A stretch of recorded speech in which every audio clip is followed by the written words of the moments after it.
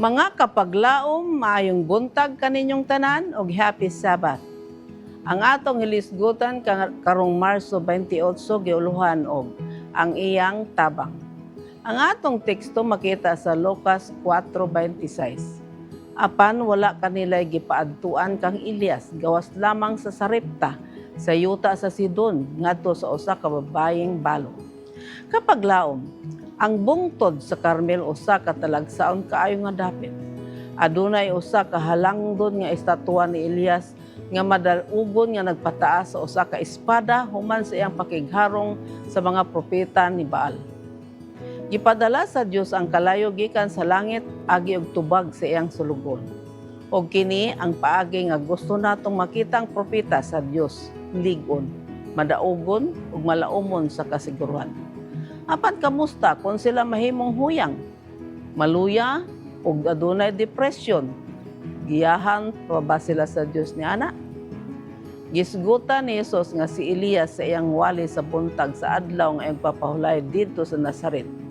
Dihay kapid-an ka mga babayeng balo sa Israel sa mga adlaw ni Elias, sa diha nga gitakpan ang kalangitan sulod sa 3 ka tuig ug 6 ka bulan, apan wala kanilay gipaadtuan kang Elias gawas lamang sa Sarepta sa yuta sa Sidon ngadto sa usa ka babayeng balo. Lucas 4:25-26. Sa paghatag og usa ka panig-ingnan sa pagkamasakupon sa grasya sa Dios, gipunting ni Jesus nga niini nga panahon sa hulaw, gipadala sa Dios si Elias ngadto sa balay sa usa ka balo sa Sidon sa gawas sa yuta sa Israel.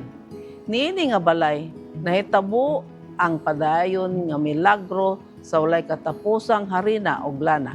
Unang Hari 17. Gibanhaw pagani ni Elias ang anak nga lalaki sa balo gikan sa kamatayon. Una nga gigayahan sa Dios ang iyang propeta didto ug unya balik sa Israel. Diin ang katapusang pagpakita na hitabo sa propeta didto ug unya balik nahitabo sa bungtod sa Carmel.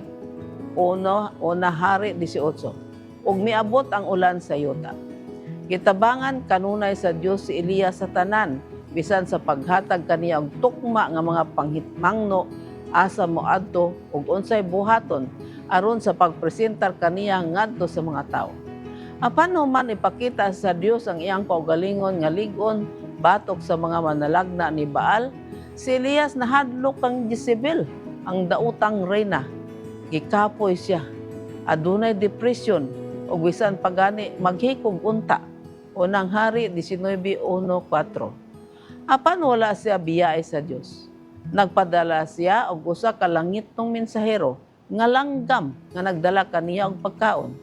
Natulog si Elias, nikaon ug milakaw hangtod nga nakaabot siya sa Horeb. Diin gipadayag sa Dios ang iyang kaugalingon kaniya sa usa ka hilom gamay nga tingog. Adunay daghan pang buluhaton alang kaniya. Ug ang Dios mao ang iyang tabang ug ang iyang giya sa kanunay niya nga pagbuhat.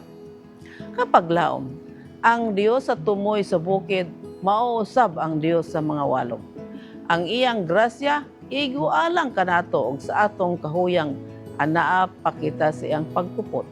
Siya ang atong manluluwas og sama sa iyang gibuhat sa krus, siya moabot aron sa pagtabang kanato sa atong labing ubos nga kahimtang nga nagabuhat alang kanato ni ana nga mga butang nga dili mahimo sa atong kaugalingon.